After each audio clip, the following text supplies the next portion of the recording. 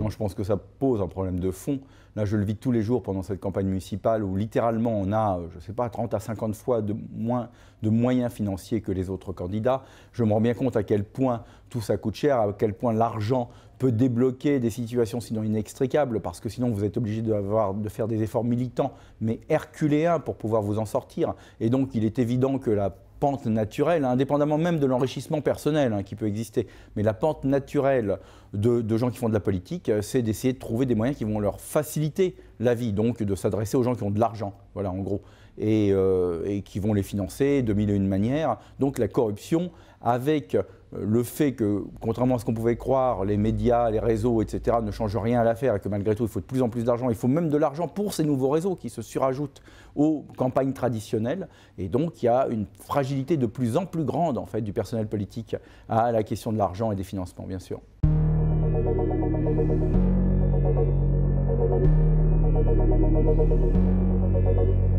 Moi, elles me semblent à peu près toutes frappées au coin du bon sens. Je crois que la plus importante de toute façon, mais vraiment quelque chose de tout à fait stratégique, c'est d'éviter, et ça nécessite une réforme même davantage que constitutionnelle, c'est une réforme de civilisation en France, c'est d'éviter les gens qui font de la politique à vie.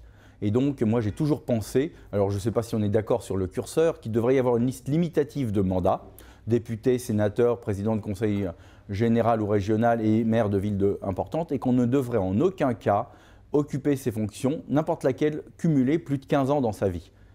Quitte à avoir un système de retraite qui permette de corriger parfaitement pour les gens qui s'engageront dans la vie publique, parce que c'est quand même un investissement énorme pour eux, et ça peut être très préjudiciable à leur vie professionnelle, ça il ne faut pas se leurrer, et bien que ça soit intégralement compensé. Vous voyez, il faut être généreux dans la compensation, mais intraitable sur les principes. Et le principe pour lequel il faut vraiment être intraitable, je crois, c'est le fait qu'on ne doit plus vivre de politique à vie, de la même manière qu'on doit développer aussi parallèlement la démocratie directe, parce qu'on souffre d'une crise évidente de la démocratie représentative. Je la vis tous les jours en ce moment, parce qu'il est extrêmement difficile de faire campagne dans une ville comme Paris, et ça renvoie à la question justement du financement d'ailleurs et de l'argent.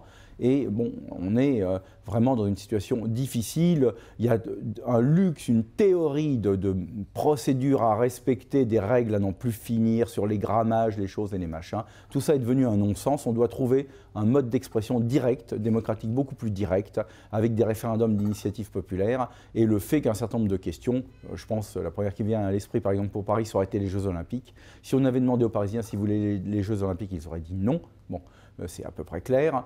Donc, mais ça, c'est un sujet parmi 10 ou 15 autres. La reconstruction de Notre-Dame, par exemple, la priorité, l'acceptation ou non de l'aide aux migrants, des choses comme ça. Moi, je suis contre le fait qu'on aide les migrants, mais je conçois qu'on puisse être favorable pour des raisons idéologiques, humaines, politiques, tout ce qu'on veut. Mais en tout cas, c'est un sujet qui devrait être tranché par les Parisiens dans le cadre municipal.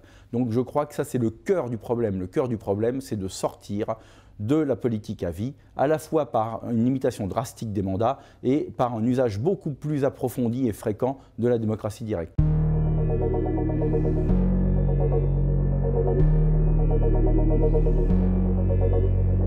Alors il y en a une qui me fait tiquer, c'est l'idée qu'on doive mettre immédiatement, dès qu'un élu est mis en examen, le mettre à l'écart et le priver de toute fonction exécutive. Vous savez, bon, je suis magistrat, donc je sais que parfois la justice peut être instrumentalisée, qu'elle peut être faillible, et donc bon, il n'est pas, à mon avis, il faut bien distinguer le temps de la mise en examen de le temps de la condamnation. Autant la condamnation, quand elle est prononcée, doit entraîner, à mon sens, de lourdes sanctions, une déchéance des droits civiques, autant la mise en examen, ça peut être le fait d'une cabale, ça existe de plus en plus en politique, ou le fait de l'exagération de comportements qui vont se révéler tout à fait véniels. Là, ça serait peut-être excessif, vous voyez, excessif parce que ça vous fait courir le risque de l'instrumentalisation, et ça, c'est dangereux. Voilà. Donc, sinon, ensuite, il faut se méfier des comités de Théodule, des référents déontologues, etc. J'en ai expérimenté plusieurs dans différentes administrations ou institutions publiques. Ils sont toujours avec un métro de retard. De toute façon, ce qui compte, c'est la déclaration et ensuite la sanction si jamais il y a fausse déclaration. Mais mettre des référents partout et des procédures partout, souvent, c'est bureaucratique et c'est contraire à l'objectif recherché parce que les gens malhonnêtes, ils arrivent toujours à détourner les procédures, toujours. Simplement, il faut avoir quand même des tests qui montrent la malhonnêteté. qui permet de la détecter un peu plus facilement. Et puis deuxièmement, ensuite, quand elle arrive, eh bien, il faut évidemment la sanctionner lourdement.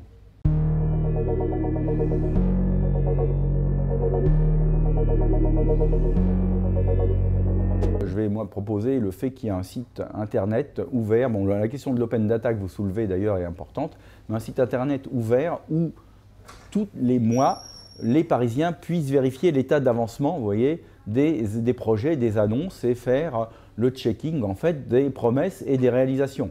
Il y a 4 ou 5 grands sujets qui concernent les Parisiens: la propreté, la sécurité, la mobilité, le logement et l'environnement, plus aussi des questions patrimoniales qui me tiennent à cœur. Et là, je mettrai en place, si je suis maire, un instrument qui permettra aux Parisiens de pouvoir interpeller, dénoncer, un peu comme vous voyez l'application pour, donc dans ma rue, les dépôts d'ordures. Il devrait y avoir quelque chose d'extrêmement simple et souple à mettre en œuvre qui permette de dire, ben voilà, vous prétendez rétablir la sécurité, on ne peut plus sortir après 10 heures du soir dans cette rue, les femmes ne peuvent plus sortir en jupe pour telle ou telle raison, et qu'est-ce que vous faites? Et puis que ça soit publié sur le site de la mairie et que ça ne soit pas, vous voyez, parce qu'il y a une rétention d'informations énorme et maximum aujourd'hui à la mairie de Paris. Il y a une solitude de l'exercice du pouvoir d'Anne Hidalgo qui est incroyable, en particulier dans le domaine de l'urbanisme, une manipulation complète des associations en fait, qui se font rouler dans la farine, et en fait, ils imposent sur tous les sujets, vous voyez les immeubles qui poussent, tout ça, c'est issu de concertations complètement bidons. Ils ont d'ailleurs, parfois, ils détournent de manière extrêmement savante et astucieuse la loi, c'est-à-dire qu'il est arrivé que dans certains chantiers, quand il y avait des dépôts de permis de construire, quand il y avait des covisibilités de monuments historiques, ils déposent une demande de permis de construire en affichage tôt le matin, ils font passer un huissier pour constater qu'il est là, ils enlèvent l'affichage, et ils le remettent le dernier jour avec à nouveau un constat d'huissier. Vous voyez, s'il y avait une plus grande information sur l'instruction des dossiers, par exemple en matière de permis de construire, ça serait plus difficile.